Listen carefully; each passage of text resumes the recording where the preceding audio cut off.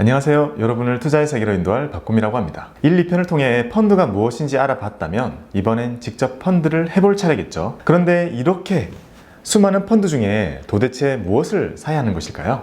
오늘은 좋은 펀드를 고르는 기준에 대해서 배워보겠습니다.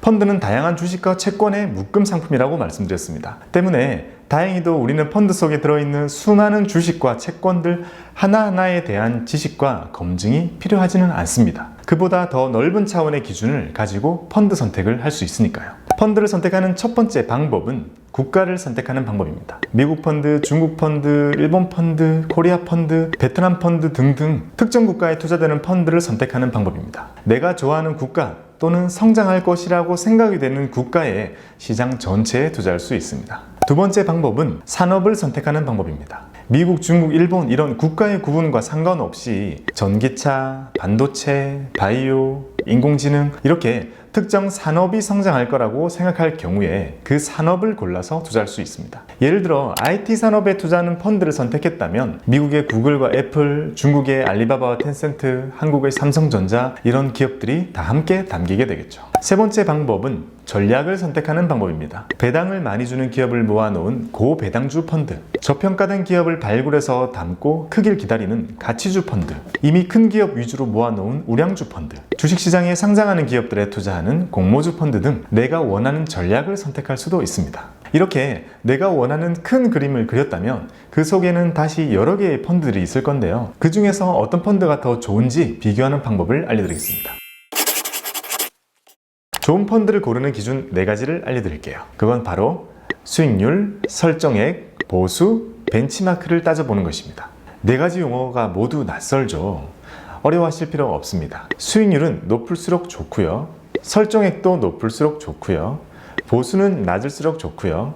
벤치마크는 잘 이길수록 좋습니다. 이렇게 기억하시면 간단합니다. 자, 그럼 예시로 펀드를 하나 볼게요. 보통 펀드를 볼 때 우리는 이런 화면을 마주하게 됩니다. 이 화면에서 보여주는 정보가 매우 다양하지만 우리는 그 속에서 4가지 기준을 한번 체크해 보겠습니다. 첫 번째, 수익률입니다. 수익률을 표기할 때는 기간별로 여러 개가 표기되는데요. 지금 시간을 기준으로 1개월 전에 이 펀드에 투자했다면 지금 나오게 되는 수익률, 3개월 전에 이 펀드에 투자했다면 지금 내가 보게 될 수익률, 1년, 3년, 5년도 마찬가지입니다. 수익률은 당연히 높으면 좋고요. 들쭉날쭉한 것보다는 꾸준한 것이 좋고요. 단기적인 것보다는 장기적으로 수익률이 좋아야 좋은 펀드입니다. 두 번째는 설정액입니다. 설정액이라는 뜻은 이 펀드에 투자된 모든 투자금들의 합계를 말합니다. 전체 덩어리의 크기가 얼마? 이런 느낌이죠. 펀드의 크기가 어느 정도는 커야 나 말고도 이 펀드를 좋게 보고 투자한 사람들이 많구나 이렇게 생각할 수 있으니까요.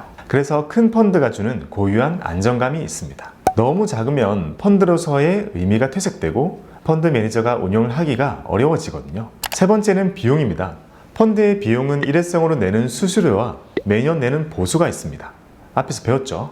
펀드의 수수료와 보수는 항상 잘 보이는 곳에 표기가 되어 있고요. 이 예를 본다면 한 번 살 때 내는 선취 수수료는 투자금의 0.5%, 가지고 있는 동안 내는 보수는 연 0.62%, 펀드를 환매할 때 내는 환매 수수료는 없습니다.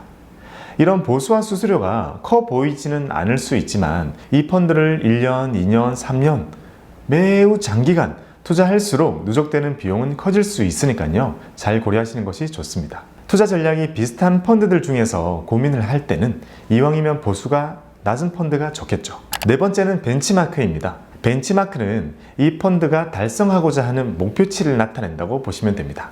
그래서 펀드의 수익률을 나타내는 그림을 보면 항상 벤치마크와 함께 수익률이 표기가 되는데요. 이 펀드가 얼마나 벤치마크보다 더 좋은 결과를 냈는지를 가늠해 볼 수 있는 거죠. 기대보다 잘해야 좋은 거죠. 예를 들면 전교 1등 할 것 같았는데 5등 하면 뭔가 아쉽고 30등 할 줄 알았는데 5등 하면 엄청 잘한 것 같잖아요. 펀드도 마찬가지입니다. 펀드 2개가 있는데 A가 수익률 3%, B가 수익률 5%가 나왔다고 해서 이 B 펀드가 잘했다고 단순하게 결정을 지으면 안 됩니다. A 펀드는 원래 1%를 기대했는데 3%가 나온 거라면 아주 수익률이 좋은 거고요. B 펀드는 원래 7%를 기대했는데 5%가 나온 거라면 벤치마크를 넘어서지 못한 거니까요. 각 펀드들이 가지고 있는 저마다의 목표를 잘 달성했는지를 살펴야 합니다. 지금까지 좋은 펀드를 고르는 4가지 기준에 대해서 배워봤습니다. 수많은 펀드들 중에서 여러분의 마음에 쏙 드는 펀드를 찾으시기 바랍니다. 감사합니다.